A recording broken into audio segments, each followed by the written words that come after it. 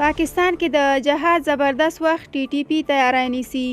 وروسته له هغې چې افغانستان د طالبانو ولکه کې شو نو د ټي ټي پي ډله هم خپلې بریا ته چمتو شوه او دوی وایي چې د پاکستان لپاره به هم د یو سوچه اسلامي نظام د جوړولو لپاره مبارزه کوي.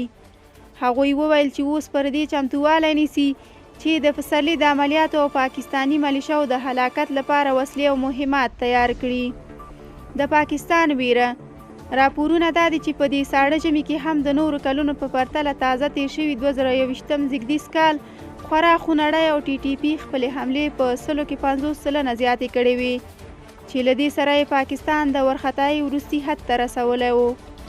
د پاکستان لومړی ګام دا و چې تحریک طالبان ته د خبرو کولو او سولې وړاندیز وکړ چې نتیجه یې د افغان طالبانو په منځګړتوب د یوې میاشتې لپاره وربند وشو چې په دې موده کې د ټي ټي پي له لوري پاکستان وازمایل شو چې دوه مخی دی او باید نورې ونه غولوي.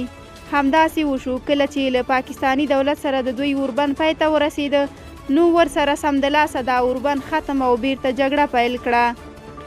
تحریک طالبان پر پاکستاني ځواکونو سمدلاسه تندر جوړ کړ او پرې سخت بریدونه وکړل او زیات پاکستاني عسکر یې هلاک او له منځه یې وړل.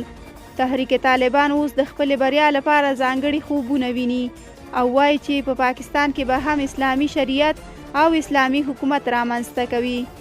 د پاکستان چې اوس ټولې لارې ودرېدلي نو یې پر افغان طالبانو فشار اچولی چې د ټي ټي پي مشران ورته وسپاري، ولې داسې باورونه موجود دي چې افغان طالبان به هیڅکله د پاکستان دا غوښتنه ونه مني ځکه ټي ټي پي د طالبانو پاخه ملګري دي.